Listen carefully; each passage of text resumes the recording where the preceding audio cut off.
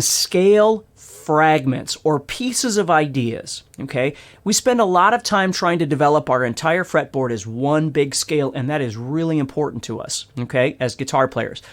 But sometimes what you need is just some little idea that you can utilize in your playing right quickly. You can access the idea very quickly. Okay, so let's say, for instance, you were playing in the key of G. Okay, so your and again, by key, I don't even care about any other chords right now. What I'm concerned with is the chord G.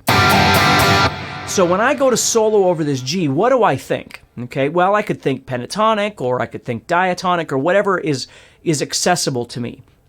If I'm thinking G minor pentatonic, I'm here.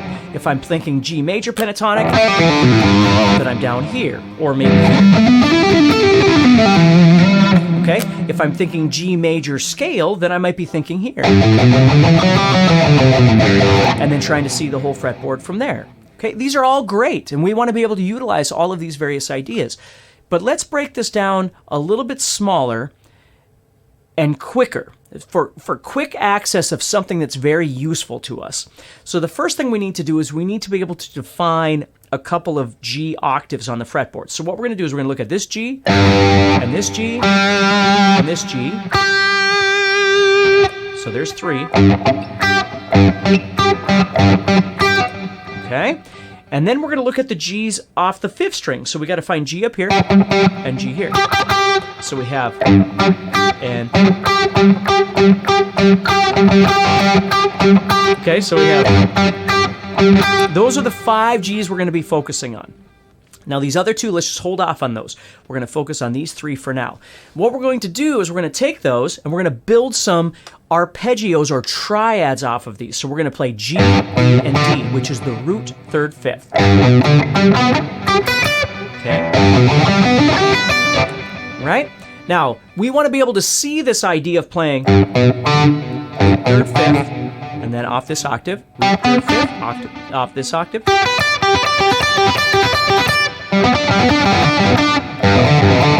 Okay? Now, I know a lot of players that learn their octaves across the fretboard, and they'll go, yeah, I know my octaves, but they still don't really know how to make music with it. So if we think about these 3 independent shapes here,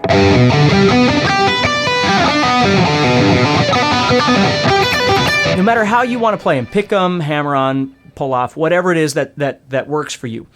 But they're not really very exciting at this point. Just playing, this, in theory is great, but it doesn't really do us any good. We need to make this a bit more creative and useful to us in the real world. So the first thing we're going to do is we're going to add in a slide that's going to make it more practical to get to the next octave. So for instance, instead of just playing G, I'm going to slide up a whole step to the note A. Okay, now the A note is part of the G major pentatonic. It's part of the G major diatonic. If you are concerned with that sort of thing, it is, okay? But our practical use of this is I think, more important than whether or not it does exist in the logical world of guitar playing. It makes it practical for us to move from point A to point B.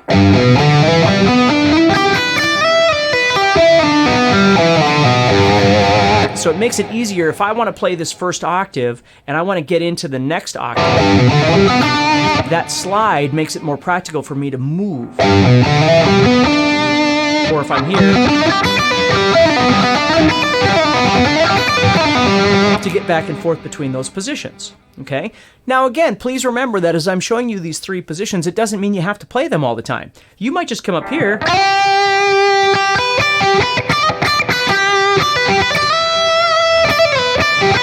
and just make something like that. Again, right now it's not very exciting though. We need to add some more notes to try and add some more spice to this thing. Okay? So what we're going to do next is we're going to actually add in a brand new note. And what we're going to do is add in the F sharp, which is right below the G. It's a half step below the root. Okay? Now, it's not very exciting sounding down here, and it's not necessarily a note that you want to try and target in your solo. It's more of a color note, or what we refer to as a non-chord tone. It's not a root and a 3rd and a 5th. It's outside of there. But what makes it sound really nice is first of all, it adds a half step where we didn't have that before. Okay, so it adds some color. And the other thing is it just adds some more texture because it's a different sound than just playing the root third fifth. Because remember, our slide is great, but the slide really, the note that we're sliding to, which is E, we're not really that concerned with the note. We're just using it more as a positional shift.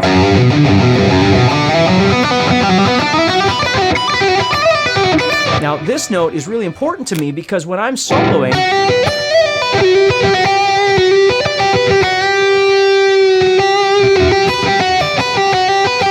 I use that a lot in my playing.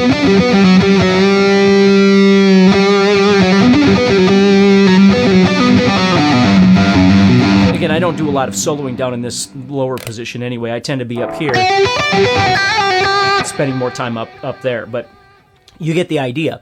So now all of a sudden you've got this new note. So you've got two notes on this string, and then two notes on this string with the slide.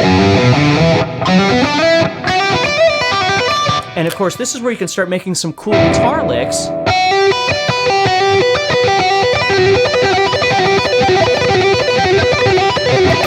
If you like that sort of thing. If you want to play more melodically,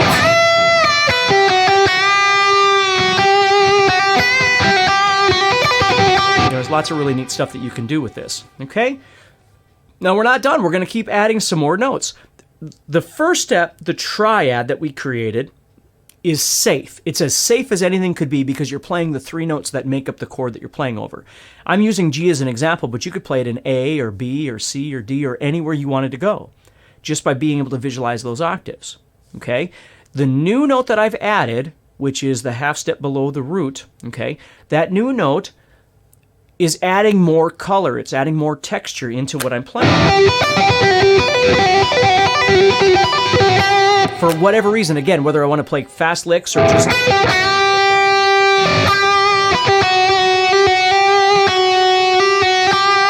whatever it is I'd like to do with it.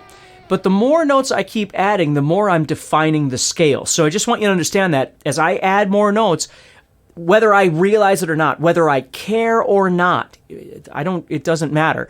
It's just that's what's happening, is as I add more notes, I'm getting closer and closer to the full-size scale, right? So what I'm going to do now is I'm going to add in another note that I really like to play, which now we started with G, B, D. I'm going to come up to this G. So we had G, B, D, and then what we did was we added in the F sharp. And of course, we have that slide, okay? So what I'm going to do now is I'm going to add in another note. So I have G, B, I'm going to add in the note C. And the reason I like C is because the C makes a nice symmetrical shape right here. So I've got my triad, and then I've got that major seventh below here, the half step. And what I like to do is kind of visualize this I'll just use the fret numbers here, 4, 5, 4, 7. That is sort of an outside shape. And then if I go to 4, 5, 4, 5, that's kind of an inside shape. So as I move up here into this octave, I've got this outside shape. And then this inside shape.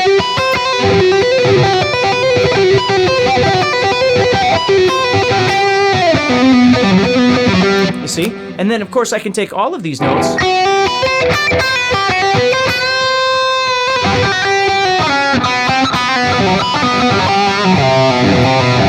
so I can make all kinds of cool little visualizations across my fretboard. And the point is to get creative here. I don't want to just give you a bunch of licks. That's not what I want you to focus on, is some lick. I want you to see this. So if you were playing over B, for instance, you could think of this and go, okay, well, there's my arpeggio. You could see those and you could go, okay, and make something really cool over this B chord. So your band or your guitar player,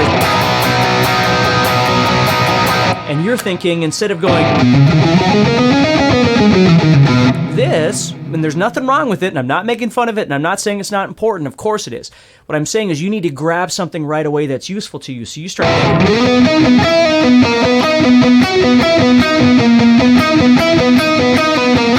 and that works really great over this A, and then or B, and then A comes up. And you're going,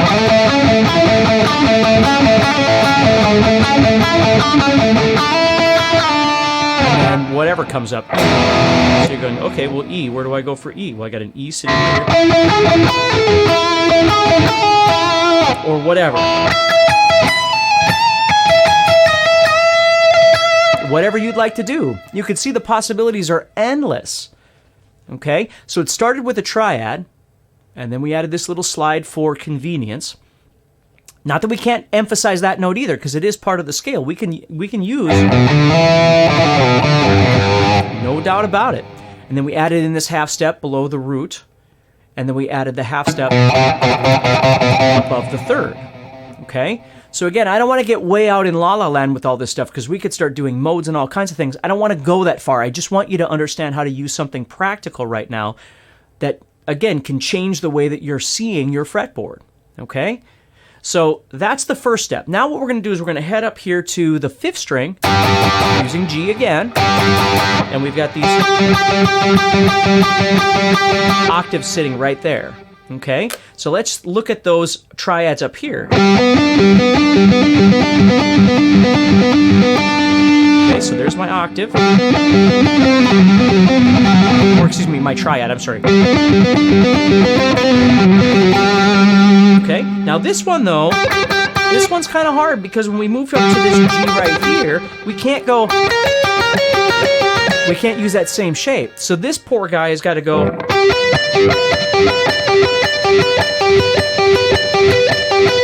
See how weird that is? Because of the tuning of the guitar, I have to change that one. Okay, so now all of a sudden if I use all these other ideas, they're all sitting there. And what I do here is instead of going, I usually use this as a slide. You don't have to, but again, I'm always thinking practicality. When I'm soloing, I'm trying to think of something practical that I can use.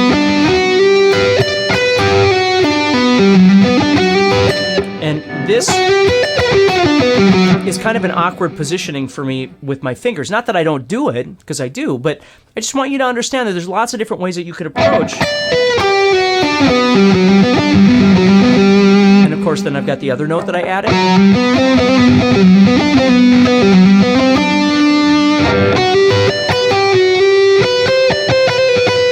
Now this makes it tough here because of that position. So there I might be thinking, well, maybe I'd rather do that there because it's the same notes. And that's why oftentimes we'll reposition something, is because it just makes more logical sense with our fingers and our brain and our eyes. It's way easier than doing this, although I like the idea of this little bar for making cool stuff like that. You see, because I can bar over them.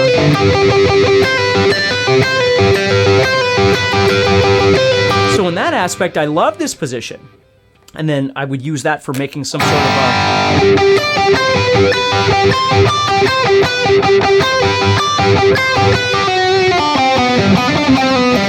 and then maybe I drop into something else from there, right? So that's a really great way of taking your arpeggios and trying to expand them. Now, I'm going to leave you with this. You can keep expanding these arpeggios until they become the scale that you started with. Obviously, as you keep adding more notes, you're going to get there anyway. But the advice that I will give you is it's okay to do that. But don't try and turn everything into a pepperoni pizza, right? When you eat steak, allow steak to taste like steak, right? When you eat whatever it is, pasta, okay?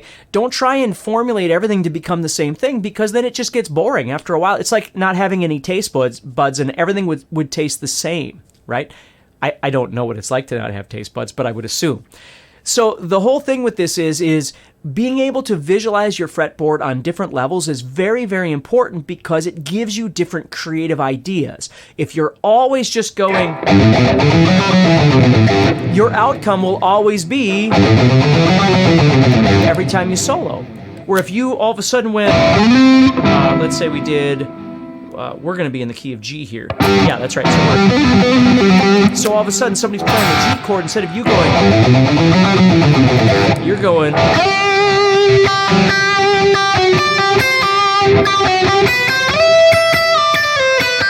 And you're making something completely different.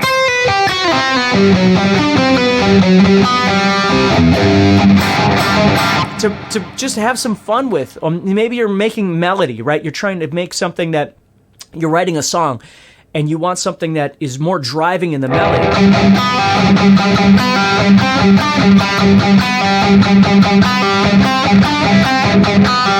So you're using this new idea as opposed to going and just doing that. Okay? So one's not better than the other. They're just two different ways of looking at perspectives on the fretboard.